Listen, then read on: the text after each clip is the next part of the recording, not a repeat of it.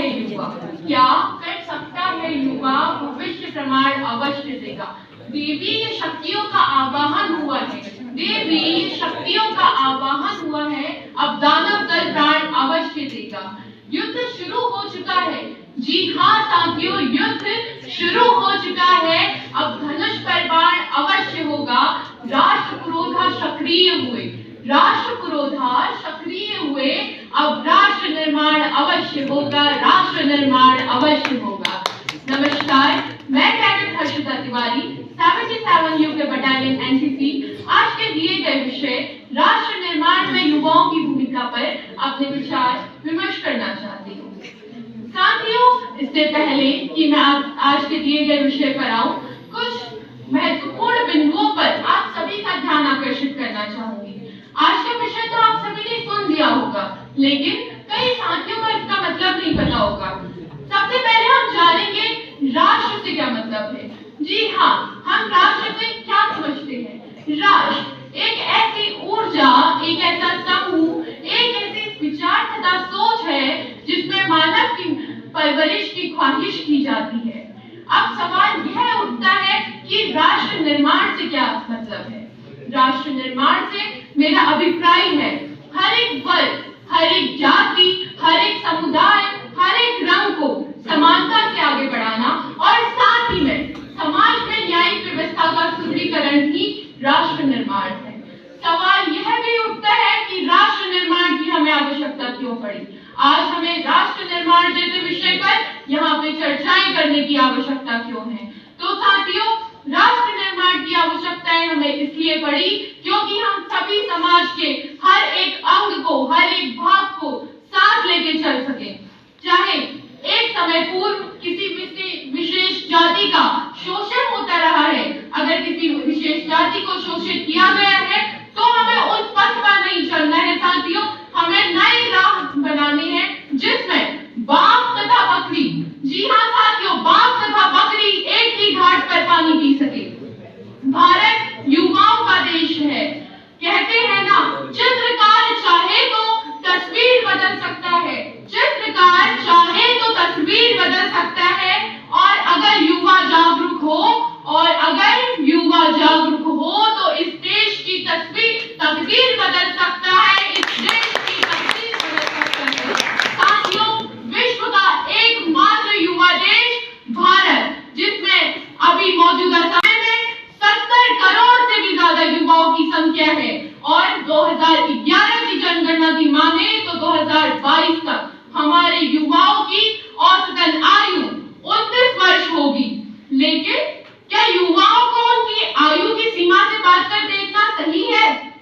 मैं आप सभी से पूछती हूँ कि युवाओं को उनकी सीमा से बात कर देखना सही है?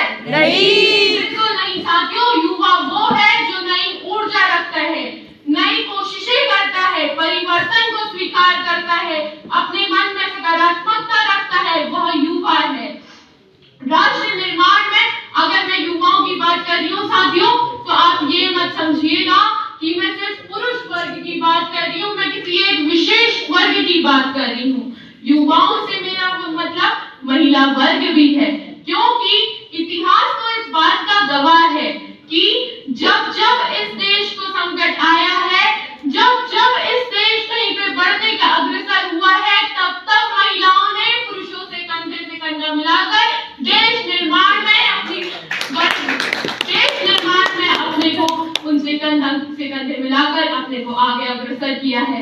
चंद पंक्तियां मैं उन्हीं महिलाओं के लिए कहना चाहूंगी कि मत कर परवाह जो आज देते हैं ताना।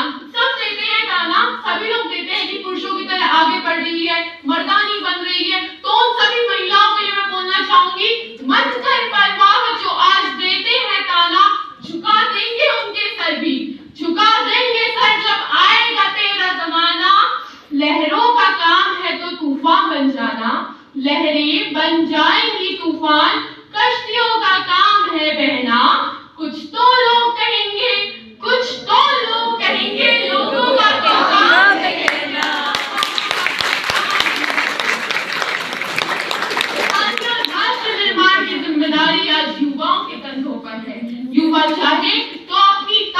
से अपनी क्षमता के बूते हमारे देश को आगे बढ़ा सकता है।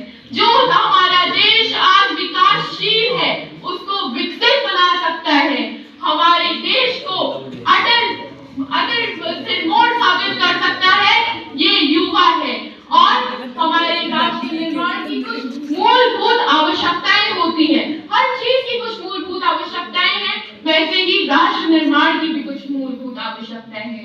साथियों, जिसमें आती है सुरक्षा, साथियों जिसमें आती है अर्थव्यवस्था, जिसमें आती है शिक्षा, हमारे सबसे महत्वपूर्ण आवश्यकता।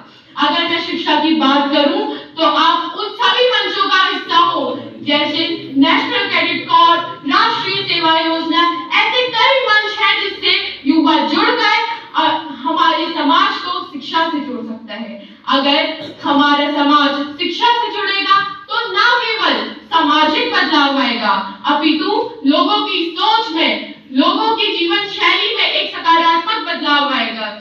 अगर मैं सुरक्षा की दृष्टि से बात करूं तो आप सभी एक आर्मी का हिस्सा हैं, आप सभी सुरक्षा को ध्यान रख रहे हैं। लेकिन मैं फिर भी आज उदाहरण देना चाहूंगी क्योंकि आज बात युवाओं की है। मैं उन युवाओं की आज आपको उदाहरण देना चाहूंगी, चाहे वो गुरु सुखदेव हो, चाहे वो भगत सिंह हो, या फिर हम लोग मौजूदा समय के हेमराज जी को ही देख लें। वो ये युवा है जिन्होंने अपनी प्राणों की आहुति मां भारती के खातिर हंसते हंसते दे दी। एक बार नहीं सोचा अपने बारे में, अपने परिवार के बारे में। जब अपने देश में संकट आया तो उन्होंने हंसते हंसते कहा, ले लो हमारे प्राण, हमारे देश से बढ़कर हमारे लिए कुछ नहीं है। साथियों, इन्होंने अपनी जान की आहुति हंसते हंसते दे दी। अगर मैं बात करूं अर्थव्यवस्था की, साथियों आप सभी ने कोरोना जैसी महामारी से जूझे हो। हमारे देश के हर एक युवा, विश्व का युवा एक चारदीवारी में बंद हो गया था। लगता था कि अब इस महामारी से बचना तो बस की नहीं है। लेकिन हमारे देश के युवा ने, चाहे विश्व का युवा है चाहे देश का युवा है, सभी ने आगे बढ़ चढ़कर हिस्सा लिया और ऐसी दानव रूपी ये बीमारी से हमें बचाने का कार्य करा। साथियों, बस आखिर में कुछ पंक्तियों के साथ मैं अपने विचारों को खत्म करना चाहूंगी क्योंकि थोड़ी समय सीमा है कि कुछ लोग आए वक्त के सांचे में ढल गए। अवश्य सुनिएगा, आप सभी के लिए है। कुछ लोग आए वक्त के सांचे में ढल गए और आप जैसे कुछ लोग आए जो वक्त का सांचा बदल गए।